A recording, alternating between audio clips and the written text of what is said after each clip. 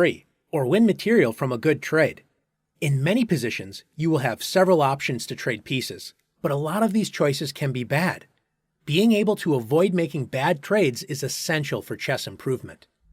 In this position, white has 4 options to trade, but 3 of the captures are bad. White can play knight takes b5, rook takes d6, or rook takes e6.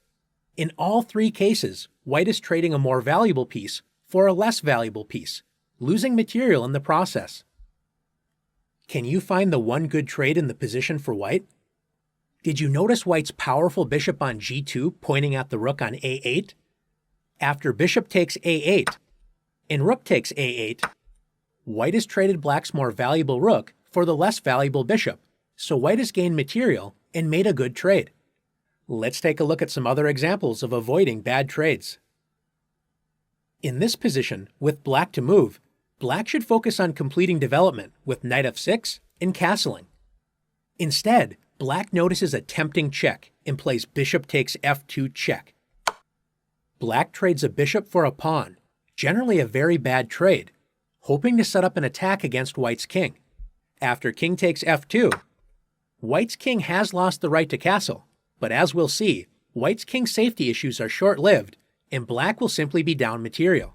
After knight f6, black develops a piece and hopes to deliver a check with knight g4. White is not afraid of this check and plays the strong move rook f1.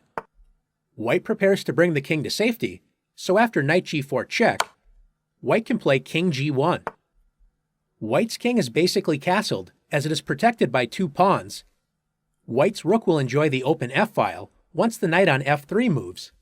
Black is simply down a piece and will regret trading a bishop for 1 pawn in a couple of pointless checks. In this position, both sides have started to bring their pieces into the game and develop. White should focus on developing the kingside pieces and prepare to castle.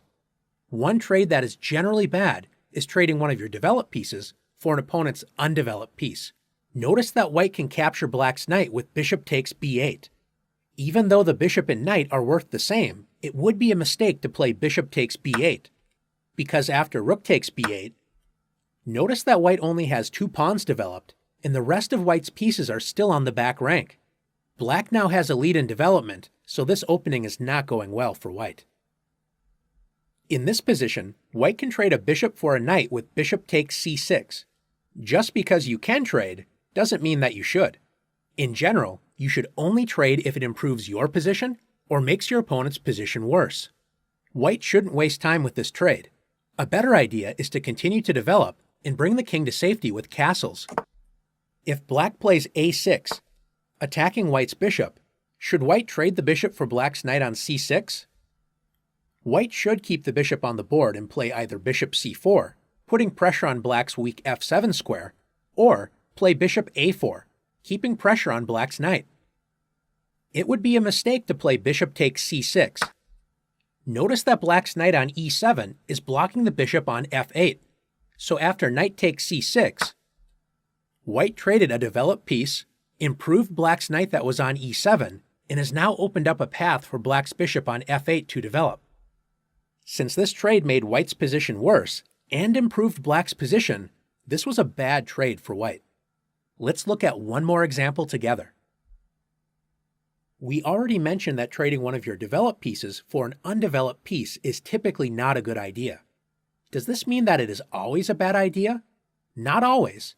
If you have a good reason to make a trade, don't be afraid to do it. In this position, black could play bishop b4, developing a piece and checking the white king. White doesn't want to move the king, and blocking with the queen would be a very bad idea. But notice that white can block the check by placing the knight on d2 or c3. What if white couldn't block the check with the knight? Black trades the strong bishop on f5 for the undeveloped knight with bishop takes b1.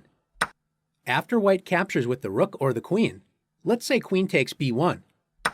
Now black can play bishop b4 check. White's king is forced to run, so after king d1, and black castles, black's king safely finds shelter behind 3 pawns. White's king, on the other hand, is stuck in the middle of the board and may be a target for a future attack. Now that you've learned how to avoid making bad trades, It's time to put your skills to the test.